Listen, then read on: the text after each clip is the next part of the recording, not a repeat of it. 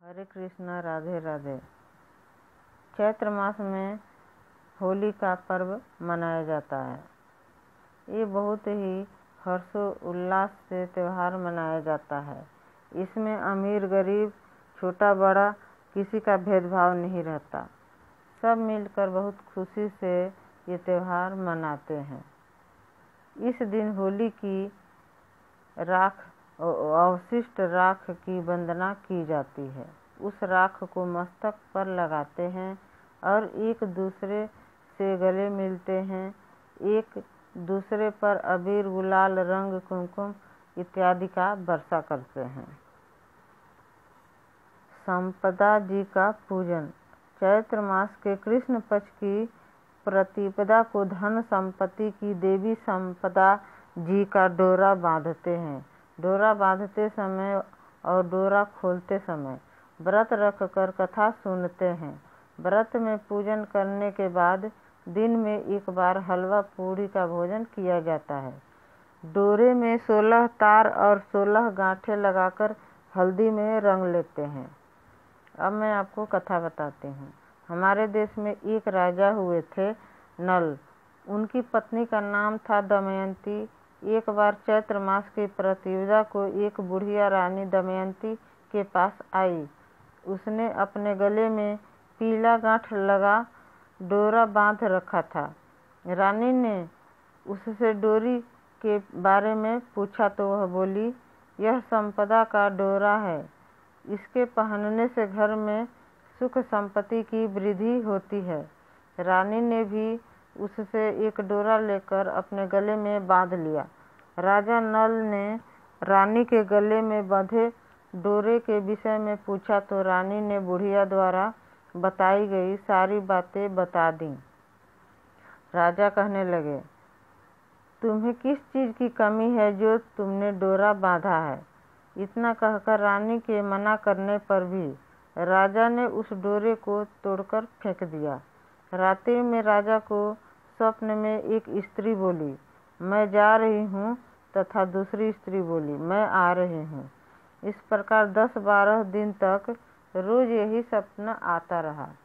वह उदास रहने लगा। रानी के पूछने पर राजा ने रानी को स्वप्न की बात बता दी। रानी ने राजा से दोनों स्त्रियों का नाम पूछने को कहा। राजा द्वारा उनसे पूछने पर पहली स्त्री बोली, मैं लक्ष्मी हूँ, और दूसरी ने अपना नाम दरिद्रता बताया। दूसरे दिन राजा ने देखा कि वह सब धन समाप्त हो गया है। वे इतने निर्धन हो गए कि उनके पास खाने तक को न रहा। दुखी मन से राजा रानी जंगल में कंदमूल खाकर अपने दिन बिताने लगे।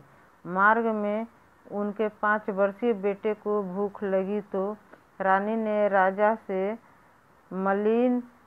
मालिन के यहाँ से छाछ मांगकर लाने को कहा। राजा ने मालिन से छाछ मांगी तो मालिन ने कहा, छाछ समाप्त हो गई है। आगे चलकर एक विषैले सांप ने राजकुमार को डस लिया। आगे चलने पर राजा 2 तीतर मार लाया। रानी ने तीतर भूने तो तीतर उड़ गए।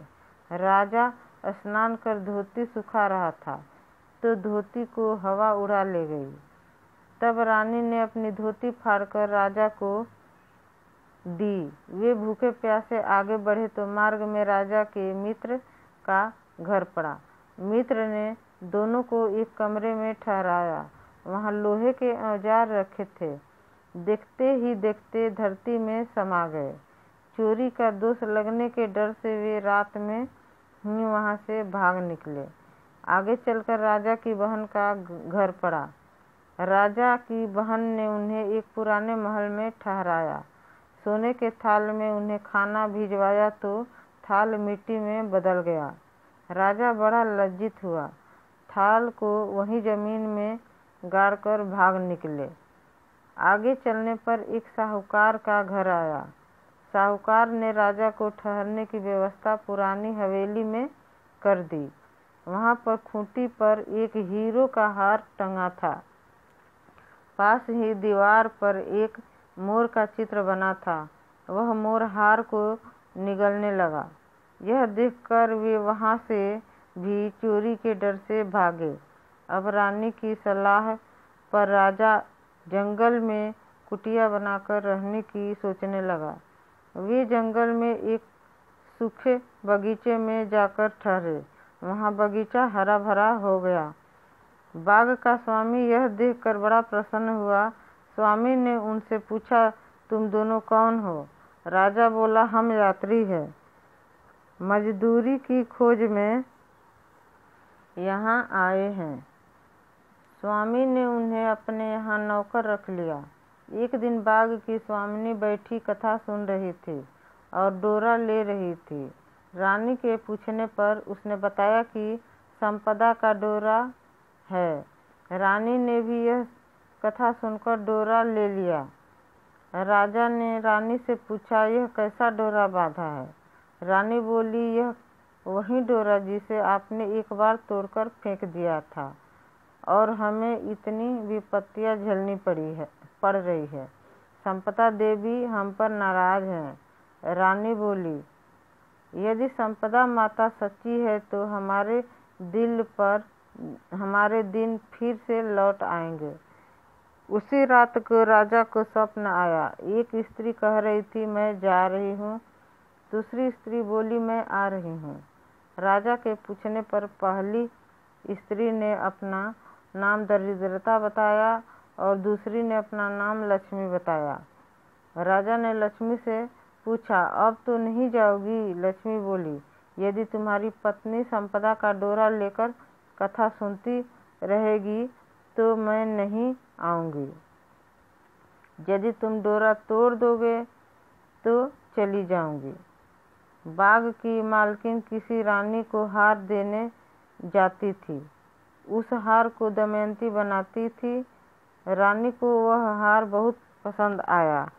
रानी के पूछने पर मालकिन ने बताया कि हमारे यहाँ एक दंपति नौकरी करते हैं, उसने ही हार बनाया है। रानी ने बाग की मालकिन से दोनों के नाम पूछने को कहा।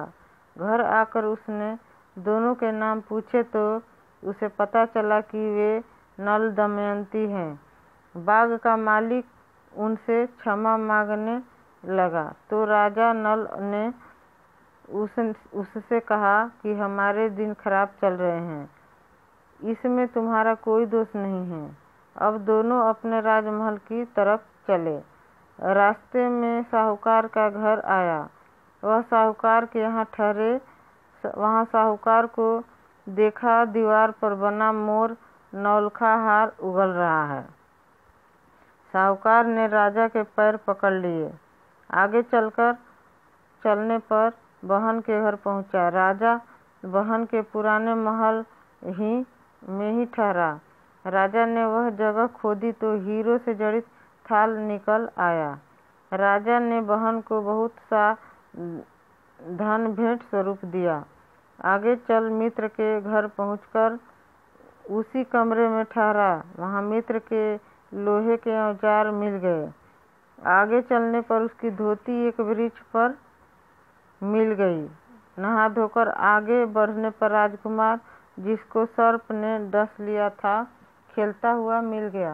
महल में पहुंचने पर रानी की सखियों ने मंगल गीत गाकर उनका स्वागत किया।